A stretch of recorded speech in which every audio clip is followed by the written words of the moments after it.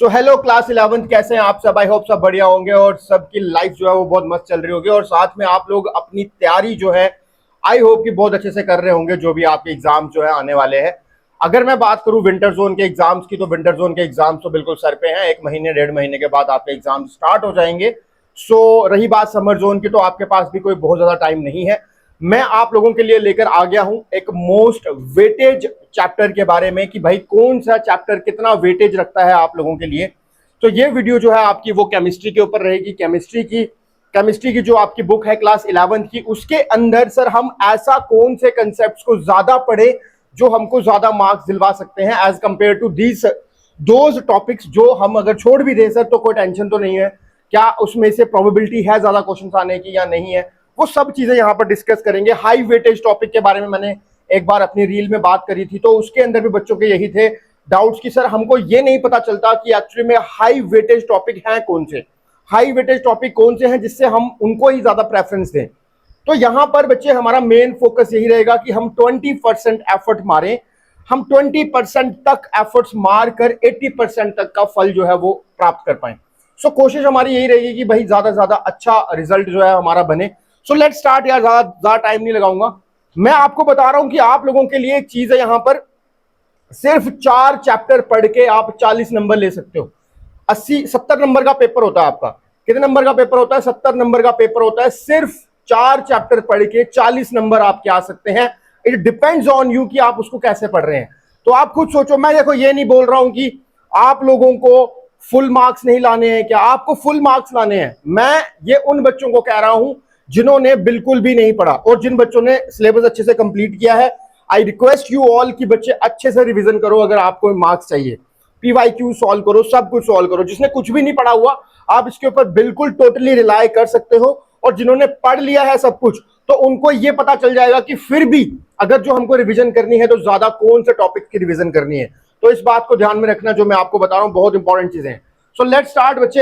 यहां पर क्लास 11 की केमिस्ट्री के बारे में बात करेंगे। मेरे को पता है कि आपका जो चैप्टर है वो 70 मार्क्स का जो है ये पूरे चैप्टर्स हैं। मैं आपको कह रहा हूं कि सिर्फ 4 चैप्टर्स आप पढ़ोगे अगर अच्छे से, जो भी आप 4 चैप्टर्स अगर आप पढ़ोगे तो you will take 39 around 40 marks you will gain. ठीक है, तो आपको ये समझना है। तो यहां पर अगर मैं बात करूं, सबसे पहले यहां पर देखो, अब आपको ये चीज देखकर लग रहा होगा कि सर ये जो चैप्टर्स हैं ये तो आपने उल्टे लिखे हैं, ऑर्गेनिक केमिस्ट्री सबसे पहले लिख दी। नहीं, ये ऐसा नहीं है। यहां पर मैंने हाई वेटेज चैप्टर सबसे ऊपर लिखे हैं। यहां पर आपको दिख रहा होगा high priority priority priority priority. ये वही 4 चैप्टर्स हैं, ये वही 4 चैप्टर्स हैं जो आपको 39 मार्क्स दिलवाएंगे, जो आपको 39 मार्क्स दिलवाएंगे। ध्यान से समझना, आपकी ऑर्गेनिक केमिस्ट्री जो है वो आपके 11 मार्क्स की है। कितने की है? 11 मार्क्स की ऑर्गेनिक केमिस्ट्री। अच्छा सर, इसमें भी कुछ चीजें होंगी जो पढ़नी है, जो इंपॉर्टेंट है, जो हर बार आती है, बताऊंगा, क्यों टेंशन ले रहे हो। उसके बाद सेकंड चैप्टर है बच्चे आपका हाइड्रोकार्बन, 10 मार्क्स का। आप मेरे को बताओ क्या यहां पर 21 मार्क्स हो गए? 21 मार्क्स हो गए यहां पर। उसके बाद स्ट्रक्चर ऑफ एटम, आपका सेकंड चैप्टर है स्ट्रक्चर ऑफ एटम, 9 मार्क्स का। 21 + 9 = 30। कितने हो गए? 30 हो गए सर। उसके बाद अगर बात करी जाए तो केमिकल थर्मोडायनेमिक्स, थर्मोडायनेमिक्स आपको चैप्टर पता ही है, ये भी 9 मार्क्स का आपको आता है। टोटल कितने हो गए भाई? 39 हो गए। हुए कि नहीं हुए बताओ? ये 39 मार्क्स आपको दिला सकते हैं। अगर आपने कुछ भी नहीं पढ़ा हुआ मेरे भाई, तो आप खुद सोचो 25 मार्क्स आपको सारे चाहिए होते हैं पास होने के लिए। मैं उन बच्चों से बात कर रहा हूं जिन्होंने अभी तक किताब को हाथ भी नहीं लगाया और ये भी नहीं पता कि सर पढ़ना क्या है। तो उसके हिसाब से बता रहा हूं कि ये 4 चैप्टर पढ़ के चले जाओ, that's it, more than enough for you. लेकिन जिन्होंने बहुत अच्छे से अपनी पढ़ाई करी है, जिन्होंने कंप्लीट चैप्टर्स पढ़ लिए हैं, उन बच्चों को मैं बोल रहा हूं कि आप लोग अच्छे से रिवीजन करो और ज्यादा प्रायोरिटी किसको रखनी है वो टॉपिक्स मैं आपको बताऊंगा। तो फिर भी आपके ये चैप्टर स्ट्रांग होने ही चाहिए। अब चाहे जो बच्चा पढ़ लिया है उसने, उसके लिए भी, और जिसने नहीं पढ़ा है उसके लिए भी। अब यहां पर 3 ये वो चैप्टर्स हैं जो आपको और एक्स्ट्रा मार्क्स दिलवाएंगे, काइंड ऑफ 21 मार्क्स। ये 3 चैप्टर आपको 21 मार्क्स दिलवाएंगे। अब आप मेरे को नहीं पता कि आप किस तरह से लेकर आ रहे हो, ये आपके लिए ब्लूप्रिंट ही है एक तरह का, कि chemical bonding and molecular structure आपका 7 मार्क्स का आपके एग्जाम में आता है। कितने मार्क्स का आता है? 7 मार्क्स का। तो आप खुद सोचो कि बहुत सारे बच्चे ऐसे होंगे जिनको ऊपर वाले चैप्टर्स बिल्कुल भी नहीं आते हैं, उनमें से कोई चैप्टर वो स्किप करना चाहते हैं, तो आप इन चैप्टर्स को ऐड ऑन करो। लेकिन ये उनके बराबर मार्क्स नहीं दिलवाएंगे, थोड़े कम मार्क्स दिलवाएंगे, तो आपको ज्यादा करने पड़ेंगे। इक्विलिब्रियम 7 मार्क्स का आता है, ठीक है। उसके बाद some basic concept of chemistry, ये भी 7 मार्क्स का आता है। ये तो फर्स्ट चैप्टर है, इतना बेकार, इतना आसान चैप्टर है, जो 9th क्लास में पढ़ा है वही है इसके अंदर मैक्सिमम चीजें। थोड़ी बहुत चीजें हैं जो आपको इसके अंदर एक्स्ट्रा पढ़नी है। उसके बाद आता है क्लासिफिकेशन, 3rd चैप्टर है जो आपका क्लासिफिकेशन ऑफ एलिमेंट। ये आपको 6 मार्क्स का आता है। क्या पढ़ना है इसमें वो भी बताऊंगा। बहुत ज्यादा स्कोरिंग चैप्टर है, बिकॉज इसके अंदर आपको करना क्या है, इसके अंदर आपको सिर्फ पीरियोडिक टेबल के ट्रेंड्स सीखने कि पीरियोडिक टेबल के क्या ट्रेंड्स है, लेफ्ट से राइट जाएंगे, अप से डाउन जाएंगे, क्या होगा, ठीक है। पी ब्लॉक क्या करता है, एस ब्लॉक क्या करता है, डी ब्लॉक क्या करता है, उसके बारे में बात करनी है। तो ये हो गया। उसके बाद आपका आता है रिडॉक्स रिएक्शन, ये सिर्फ 4 नंबर का है। आप में से कोई बच्चा ऐसा है जिसको रिडॉक्स रिएक्शन के बेसिक सिर्फ टर्म सीखनी है, तो आप टर्म्स पे फोकस करो। आप ये सीख के जाओ कि रिडॉक्स की डेफिनेशन क्या है, ऑक्सीडेशन क्या होता है, रिडक्शन क्या होता है। उसको कैलकुलेट करना नहीं आता, अगर आपको कैसे एक रिडॉक्स रिएक्शन को हम पूरा बैलेंस करते हैं, अगर वो नहीं आता छोड़ दो, क्योंकि वो वेटेज नहीं है। बहुत सारे बच्चे ऐसे करते हैं कि बाकी वालों के ऊपर इतना फोकस नहीं कर रहे हैं, पर रिडॉक्स को इतने अच्छे से पढ़ रहे हैं कि ये कैलकुलेटिव पार्ट है, ये कैलकुलेटिव पार्ट है, इसको सॉल्व करना है, इसको सॉल्व करना है। भाई वो नंबर नहीं दिलाएगा इतना, वो तुम्हारा टाइम लेके जा रहा है। सो अगर आप उसको स्किप करना चाहो तो आप कर सकते हो। तो यहां पर आपको ये समझ आ गई। लेकिन अगर आप फिर भी यहां पर डेफिनेशन सारी करके जाते हो, रिडॉक्स क्या होता है, ऑक्सीडेशन, रिडक्शन, ये सब चीजें क्या होती हैं, कोरोजन क्या होता है, तो जब ये सब चीजें आप पढ़ के जाओगे तो 4 मार्क्स में से 1 नंबर तो आपका फिर भी पक्का ही है। बात समझ रहे हो ना, तो इस चीज को ध्यान रखना। उसके बाद अब मैं बात ये करता हूं कि तुम्हारे जो टॉपिक्स हैं, high yielding chapter wise topics, ठीक है। अब मैं बात टॉपिक की कर रहा हूं, इसको मैं बोलता हूं हाई वेटेज टॉपिक्स, जिनको आपको फोकस करना है, जिनको आपको बच्चे फोकस करना है। ध्यान रखना, हाई वेटेज टॉपिक्स क्या होते हैं। सबसे पहले ऑर्गेनिक केमिस्ट्री, मैंने आपको फर्स्ट चैप्टर ही दिखाया, जो कि कितने मार्क्स आपको दे रहा था भाई, 11 नंबर आपको दे ही रहा था। इसमें से आपको आईयूपीएसी नेमिंग आपको आनी चाहिए, 2 से 3 नंबर गारंटेड, 100% ये क्वेश्चन आएगा ही आएगा, ठीक है, आईयूपीएसी नेमिंग पे। उसके बाद आपको क्या क्या पढ़ना है। सर एक इंडक्टिव इफेक्ट, मेरे को बताओ क्या ये मुश्किल है, इतना आसान टॉपिक है। रेजोनेंस क्या होता है, मेसोमेरिक इफेक्ट क्या होता है, 2 चीजें, ठीक है। हाइपर कंजुगेशन क्या होता है, 3 चीजें, 3 चीजें। अगर आप लोगों को ऑर्गेनिक केमिस्ट्री के ये छोटे छोटे टॉपिक्स पे छोटी छोटी रील्स चाहिए, तो मैं इस चीज के लिए रील्स बना सकता हूं, पर इसके लिए आपको एफर्ट लगाकर कमेंट करना पड़ेगा कि सर हाँ हमें इसके ऊपर रील्स चाहिए, प्लीज आप बना दो। अगर आपके कमेंट्स आएंगे तो मैं इसके ऊपर रील्स बनाऊंगा, ताकि आप लोगों को सिर्फ 1 मिनट के अंदर अंदर ये इफेक्ट को समझाया जा सके और आपको रिकॉल कराया जा सके कि कैसे इसको ज्यादा आसानी से याद रख सकते हैं, ठीक है। तो ये आपको पढ़नी है 3 चीजें। चौथी चीज, इलेक्ट्रोमेरिक इफेक्ट क्या होता है, ठीक है। ये सारी चीजें बना सकते हैं, कोई टेंशन नहीं है। ये हो गई 4 चीजें इसके अंदर पढ़ने वाली। 5वीं डेफिनेशंस पढ़नी है, स्टेबिलिटी ऑर्डर पढ़ना है कार्बोकैटाइन का, कार्बो एनाइन और कार्बोकैटाइन किस तरह से स्टेबल होता है सब बताऊंगा। अगर रील्स बनाने के लिए आपने कमेंट किया तो उसके अंदर एक पूरी की पूरी सीरीज बनाऊंगा आपके लिए, ताकि आपको ये बहुत आसान तरीके से समझा सकूं, ठीक है। अगर उसके बाद बात करते हैं आइसोमेरिज्म, बहुत आसान है, ये तो पता ही है आपको आइसोमेरिज्म क्या होता है। तो स्ट्रक्चरल आइसोमेरिज्म आपको पढ़ना है, दैट्स इट। ज्योमेट्रिकल आइसोमेरिज्म आपको नहीं है, वो नहीं पढ़ना है। तो चेन, पोजीशन, फंक्शनल, मेटामेरिज्म, ये सब पढ़ना है। फिर उसके बाद प्यूरिफिकेशन टेक्निक्स, कि आप किस तरह से चीजों को प्यूरिफाई कर सकते हैं, ठीक है। फ्रैक्शनल डिस्टिलेशन क्या होता है, स्टीम डिस्टिलेशन क्या होता है, क्रोमेटोग्राफी क्या होती है, प्रिंसिपल लेवल्स क्या है, ठीक है। ये सारी की सारी चीजें आपको ध्यान से देखनी है, क्लियर है। यही सिर्फ टॉपिक हैं जो आपको पढ़ने हैं, यही आपके हाई वेटेज टॉपिक हैं जिनके ऊपर आपको फोकस करना है। मुझे पता है कि आप लोगों को प्रॉब्लम आती है इन चैप्टर्स के अंदर, कैसे करना है, क्यों करना है। लेट सपोज मान के चलते हैं सर ऑर्गेनिक केमिस्ट्री में सर हम 11 नंबर तो नहीं ले पाएंगे, बिकॉज सर हमारी आईयूपीएसी नेमिंग बहुत वीक है, हमें नहीं आती है। ठीक है यार, कोई दिक्कत नहीं है, छोड़ दो 3 नंबर, छोड़ दो ना 3 नंबर, कोई दिक्कत नहीं। नहीं आती है तो नहीं आती है, क्या कर सकते, जान तो नहीं दे सकते। अब तो ऑलरेडी पूरा साल खत्म हो चुका है। समर जोन वालों के लिए नहीं खत्म हुआ, आपके पास टाइम है, आपको करना है। मैं विंटर जोन से बात कर रहा हूं। तो यहां पर मेरे भाई ये जो डेफिनेशंस हैं इनको तो करो यार, इन डेफिनेशंस को तो करो, ये पक्के आएंगे पेपर में। इनमें से एक ना एक डेफिनेशन तुम्हें आती हुई दिखेगी और आपको करनी है, ऑप्शन नहीं है तुम्हारे पास, ठीक है। उसके बाद ये हो गया फर्स्ट चैप्टर। अगर मैं नेक्स्ट चैप्टर की बात करता हूं तो नेक्स्ट चैप्टर पे आओ, हाइड्रोकार्बन्स। कौन सा चैप्टर, हाइड्रोकार्बन्स। कितने नंबर, 10 नंबर दिलवाएगा। क्या सीखना है इसके अंदर, अरे यार क्या मस्त चीज है। मार्कोनिकोव रूल क्या होता है, एंटी मार्कोनिकोव रूल क्या होता है। एंटी मार्कोनिकोव रूल के अंदर पेरोक्साइड इफेक्ट लगता है। क्यों लगता है, क्योंकि पेरोक्साइड इफेक्ट मार्कोनिकोव को उल्टा करने में हेल्प करता है, ठीक है ना। ये आपको समझना है, बहुत आसान है, कोई मुश्किल नहीं है, ठीक है। एक चीज ये पढ़ लिया आपने। दूसरा हक्कल रूल क्या होता है, इसके बारे में पढ़ के जाओ। हक्कल रूल के थ्रू हम क्या कर सकते हैं, कैसे हम ऑर्बिटल के अंदर इलेक्ट्रॉन्स को फिल कर सकते हैं, ये वो रूल है, ठीक है।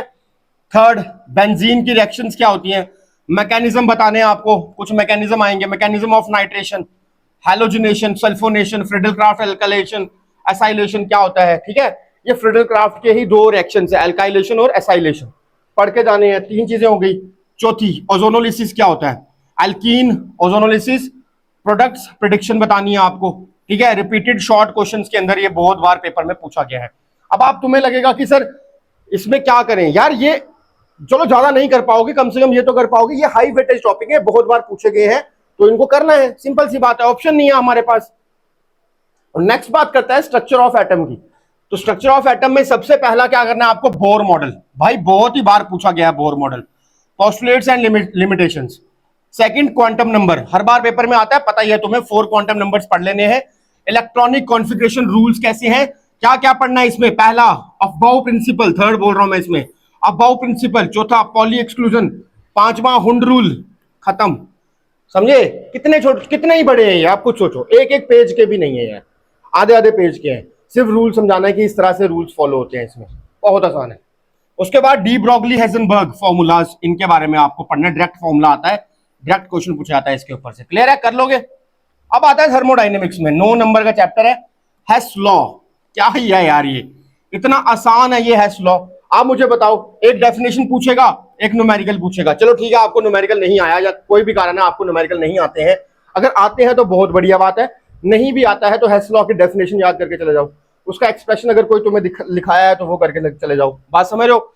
Second, first law and second law, mathematical formula इसका बताना है आपको, ठीक है। First law, second law of thermodynamics, दो चीजें हो गई। Third, Gibbs free energy and spontaneity के बारे में बताना है, स्पॉन्टेनिटी रिएक्शन क्या होती है, ये आपको पढ़ी हुई है आपने, नोट्स आपके पास होंगे। फोर्थ, एंथैल्पी क्या चीज होती है, एंथैल्पी में न्यूट्रलाइजेशन क्या है, कंबशन क्या है, एटमाइजेशन क्या है, बॉन्ड एसोसिएशन क्या है, इनमें से आपको एक क्वेश्चन मिलेगा आता हुआ, और इनकी आप डेफिनेशन जरूर करके जाएं, इनकी आप बच्चे डेफिनेशन जरूर करके जाएं, ठीक है।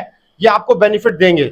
मैं आपको बता रहा हूं कि पिछले 7-8 साल से 9 साल से मैं केमिस्ट्री पढ़ा रहा हूं, अपने जितना भी एक्सपीरियंस है उसके अकॉर्डिंग बता रहा हूं कि ये जितने भी क्वेश्चंस आज तक मैंने दिए हैं बच्चों को, जेके बोस के जो बच्चे हैं, जो भी हमारे ऑफलाइन बच्चे आते हैं या फिर आते थे पहले, उन सभी के एग्जाम के अंदर ये क्वेश्चंस बहुत बार पूछे गए हैं, उसी के एक्सपीरियंस के हिसाब से ये क्वेश्चंस भी बनाए गए हैं।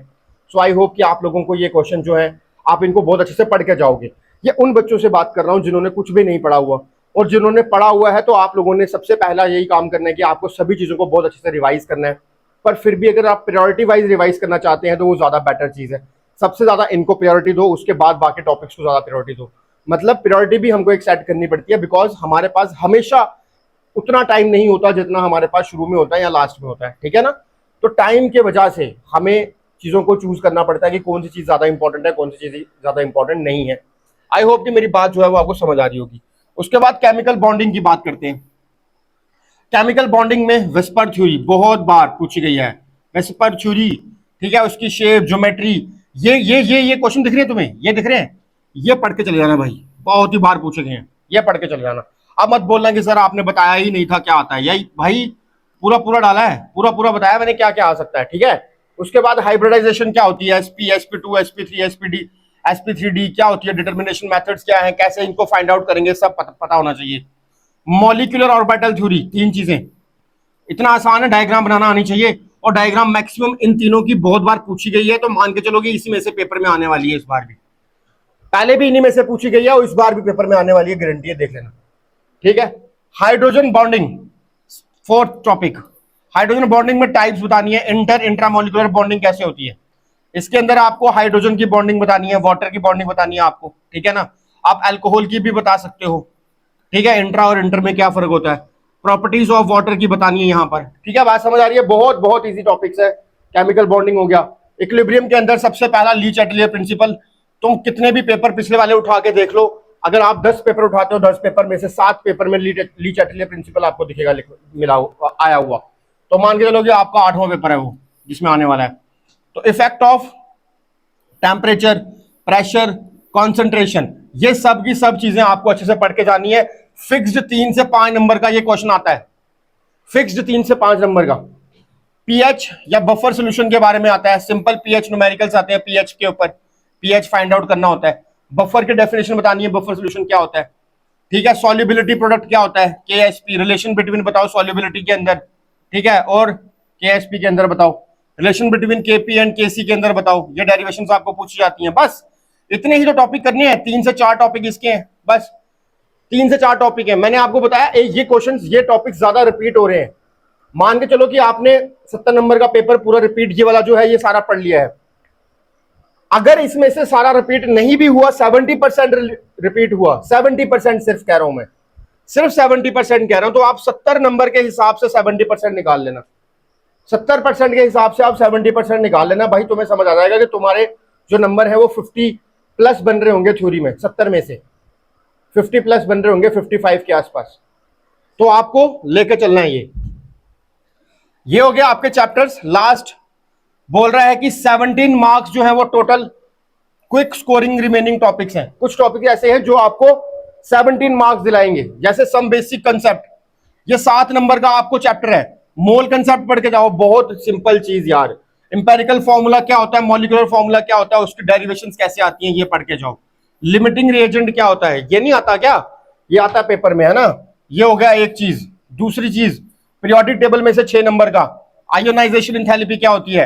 देखो इनके ऊपर भी मैं डेफिनेशन बना सकता हूं, इनके ऊपर भी मैं आपको छोटे छोटे ट्रिक्स दे सकता हूं कैसे इनको याद रखें।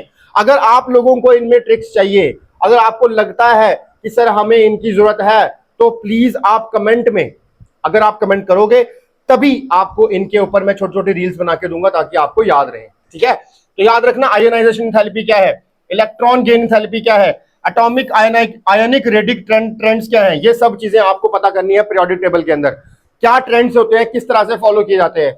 रिडॉक्स रिएक्शन के अंदर देखो अब आ गया फिर से वही, ऑक्सीडेशन नंबर कैसे कैलकुलेट किया जाता है, ये तो बहुत आसान है, ये तो आप कर ही सकते हो।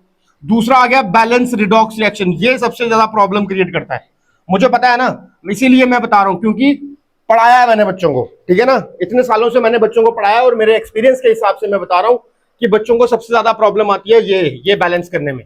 अगर तुम्हें ये बैलेंस करने में प्रॉब्लम आ रही है तो भाई मत करो, तुम ये करके जाओ ना। ऑक्सीडेशन नंबर कैसे कैलकुलेट करते हैं, ये तो बहुत आसान है, इतने से स्टेप में खत्म हो जाता है, समझ रहे हो। ऑक्सीडेशन क्या होता है, रिडक्शन क्या होता है, रिडॉक्स क्या होता है, ये सब पढ़ के जाओ। सिर्फ कैलकुलेट मत करो ना, छोड़ो बात, नहीं हो रहा है कैलकुलेट, कोई दिक्कत नहीं है। 4 नंबर का चैप्टर है, 2 तो आएंगे, 2 तो कंफर्म करो। तुम सोचोगे कि सर चैप्टर ही छोड़ देता हूं, उसका क्या फायदा, उसका क्या फायदा। बात समझ रहे हो यहां तक। आई होप कि यहां तक चीजें क्लियर हुई होंगी। अब देखो यहां पर मैं विंटर जोन के लिए चीजें बता रहा हूं, समर जोन के लिए भी ऐसी ही चीजें होती हैं। समर जोन वालों का कोई अलग नहीं होता, आपका सिलेबस सेम है, आपके इंपॉर्टेंस ही आपके हर टॉपिक्स की सेम है। क्वेश्चन पेपर अगर आप दोनों के सिमिलर उठा के देखोगे तो आपको क्वेश्चन पेपर्स में भी क्वेश्चन सिमिलर आते हुए दिखेंगे। ऐसा नहीं है कि उनके क्वेश्चन अलग होते हैं और आपके अलग होंगे, ठीक है, याद रखना। अब ये मैंने एक स्ट्रक्चर छोटा सा रखा हुआ है उन बच्चों के लिए जिन बच्चों ने केमिस्ट्री पूरी कंप्लीट कर दी है और वो रिवीजन कर रहे हैं, और वो क्या कर रहे हैं, रिवीजन कर रहे हैं। तो आपको याद करना है कि पहले 3 दिन के अंदर आप ऑर्गेनिक केमिस्ट्री निपटाओ, 21 नंबर वाली। फोकस करो मैकेनिज्म एंड नोमेनक्लेचर लॉजिक्स पे, कि नोमेनक्लेचर कैसे बनता है, आईयूपीएससी नेमिंग किस तरह से लिखी जाती है, मैकेनिज्म क्या है, सबसे पहले नंबर 3 दिन में ये कंप्लीट करो। अगले 2 दिन के अंदर फिजिकल जो टॉपिक है, फिजिकल केमिस्ट्री के, उनके ऊपर फोकस करो। स्ट्रक्चर ऑफ एटम पढ़ो, थर्मोडायनेमिक्स पढ़ो, एनसीईआरटी के जो बैक एक्सरसाइज है, क्वेश्चंस हैं, वो सॉल्व करो, क्योंकि न्यूमेरिकल आएगा, ठीक है ना, बात समझे। उसके अगले 1 दिन में bonding and equilibrium, chemical bonding कितना आसान चैप्टर है, इक्विलिब्रियम छोटा सा चैप्टर है, 14 मार्क्स ये आपको देके जाएगा। मॉलिक्यूलर ऑर्बिटल थ्योरी की डायग्राम पकड़ो, लीच एटलियर प्रिंसिपल पकड़ो, इनको ध्यान से पकड़ो, करो इनको सॉल्व, ठीक है। देखो ये जो इंपॉर्टेंट लिखे हुए हैं ये हैं हाई प्रायोरिटी टॉपिक्स। क्या है ये, high priority topics, high priority topics हैं ये, ठीक है। चलो सो यहां पर अगर मैं बात करूं तो रिवीजन भी करनी है, फिर 9वें दिन में रिवीजन करो। मोल concept, periodic trends, balancing redox reaction, अगर बैलेंस करना आती है, अब आती ही नहीं है तो क्या कर सकते हैं, ठीक है ना। सो पिछले 3 साल के जेके बोस के ऑफिशियल क्वेश्चन पेपर को सॉल्व करो, 5 मार्क्स और 3 मार्क्स से क्वेश्चन को स्ट्रिक्टली सॉल्व करके जाना, ठीक है। बेसलाइन पैटर्न के हिसाब से 70% वही रिपीट होते हैं, ये भी बता रहा हूं, और क्या कर सकते हैं बताओ, ठीक है। सो आई होप कि मेरी बात जो है वो बहुत अच्छे से आपको क्लियर होगी। एंड मैं ये एक्सपेक्ट कर रहा हूं कि आप लोग चैनल को सब्सक्राइब भी कर रहे हैं, सिर्फ वीडियो देखकर उसका फायदा नहीं उठा रहे, बिकॉज हर एक चैप्टर के बारे में ऐसी वीडियोस जो हैं वो आने वाली हैं, हर एक बुक के बारे में ऐसी वीडियोस आने वाली हैं। अगर आप लोग सब्सक्राइब करके रखते हो तो आपको वो सब चीजें भी मिलेंगे टाइम के साथ। आई होप कि आपको वीडियो बहुत अच्छी लगी होगी, और इस वीडियो को ज्यादा शेयर करो अपने दोस्तों के साथ, और मिलते हैं नेक्स्ट वीडियो के अंदर नई बुक के साथ। Thank you so much, God bless you all, love you all बच्चे।